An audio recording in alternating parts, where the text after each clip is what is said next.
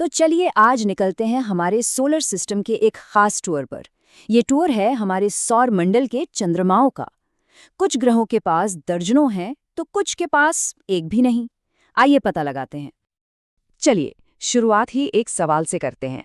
क्या कभी सोचा है कि हमारे सौर मंडल में वो कौन सा प्लैनेट है जिसके पास सबसे ज्यादा चांद हैं?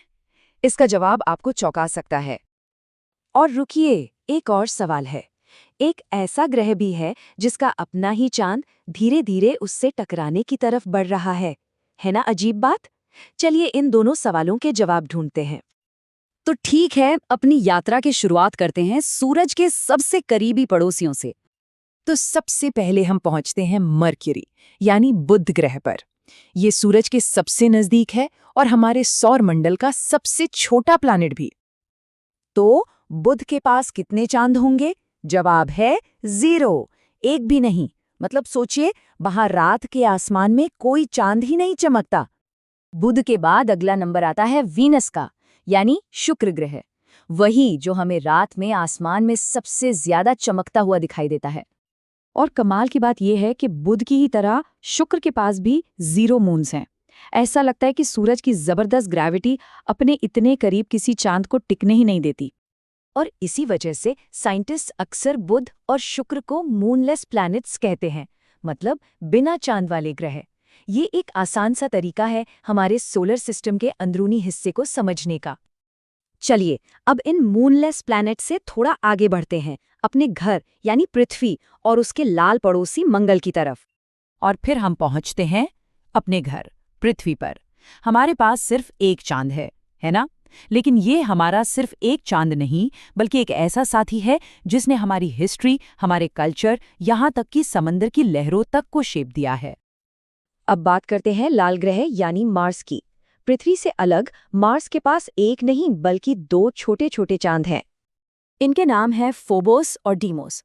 और हाँ, ये हमारे चांद की तरह गोल मटोल नहीं है, बल्कि आलू जैसे शेप की छोटी छोटी चट्टानें हैं। ऐसा लगता है जैसे अरबों साल पहले मार्स की ग्रेविटी ने इन्हें पकड़कर अपना बना लिया। लेकिन जैसा हमने शुरू में पूछा था, इन दोनों में से एक का फ्यूचर काफी खतरनाक और नाटकीय होने वाला है। और यहीं से कहानी असली मोड़ लेती है। साइंटिस्ट का मानना है कि फोबोस धीरे धीरे मंगल के करीब आता जा रहा है और करोड़ों सालों में या तो यह मंगल से सीधा टकरा जाएगा या फिर टूटकर शनि की तरह एक रिंग बना लेगा। तो ये रहा हमारे उस दूसरे सवाल का जवाब। तो अब अंदरूनी ग्रहों को पीछे छोड़ते हैं और चलते हैं सौर मंडल के बड़े खिलाड़ियों की तरफ। और यहां से देखिएगा, नंबर एकदम से बदल जाएंगे। तो अब मुलाकात करते हैं जुपिटर से, हमारे सौर मंडल के राजा से।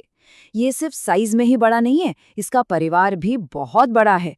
पूरे 95 चांद। जी हाँ, 95। तो हमारे पहले सवाल का जवाब मिल गया। सबसे ज्यादा चांद जुपिटर के पास हैं।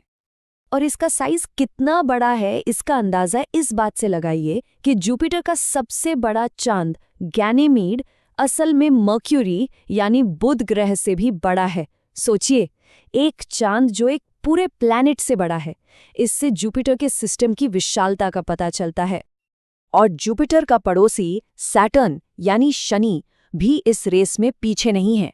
अपने खूबसूरत छल्लों के लिए तो ये फेमस है ही, पर इसके पास 83 मून्स का एक बड़ा जत्था भी है। इसमें टाइटन जैसा चांद भी है जिसका अपना घना एटमॉस्फेयर है। ये चार्ट देखिए, तस्वीर एकदम साफ हो जाती है। एक तरफ जुपिटर और सैटर्न के ढेरों चांद और दूसरी तरफ हमारी पृथ्वी का अकेला चांद। ये दिखाता है कि हमारे सौर मंडल का अंदरूनी और बाहरी हिस्सा 2 बिल्कुल अलग दुनियाएं हैं। चलिए अब अपने सफर के आखिरी हिस्से की तरफ बढ़ते हैं, सौर मंडल के सबसे ठंडे और सबसे दूर के कोनों में, बर्फीले ग्रहों की दुनिया में। तो सबसे पहले है यूरेनस, जो अपने एक्सिस पर एक तरफ लेटा हुआ सा घूमता है। इसके 27 चांद भी इसके साथ उसी अजीब एंगल पर घूमते हैं। और फिर सबसे आखिर में आता है नेपच्यून। इसके पास 14 चांद हैं, जिनमें से एक ट्राइटन बहुत ही अनोखा है। ये एक ऐसी बर्फीली दुनिया है जहां से बर्फीले ज्वालामुखी सीधे स्पेस में चीजों की बौछार करते हैं। कमाल है ना? तो लीजिए, हमने पूरे सौर मंडल का एक चक्कर लगा लिया है। चलिए एक बार फटाफट इन सभी आंकड़ों को एक साथ देख लेते हैं ताकि सब कुछ याद रहे। और ये टेबल सारी कहानी एक नज़र में बयां कर देती है। देखिए, अंदर के ग्रहों के पास या तो चांद है ही नहीं या एक दो हैं, और फिर जैसे ही हम बाहर की तरफ बढ़ते हैं, जुपिटर और सैटर्न पर एक धमाका सा होता है। ये दोनों ही हमारे सोलर सिस्टम के असली मून किंग्स हैं। तो अब एक आखिरी सवाल। हमारे सौरमंडल में ये सैकड़ों चांद हैं। किसी के नीचे समंदर है, किसी का अपना एटमॉस्फेयर है, तो कहीं बर्फीले ज्वालामुखी हैं। तो सबसे बड़ा सवाल ये है कि हमें पृथ्वी के बाहर जिंदगी सबसे पहले कहाँ मिलेगी? क्या पता वो किसी ग्रह पर नहीं बल्कि इन्हीं में से किसी एक अनोखे चांद पर मिले।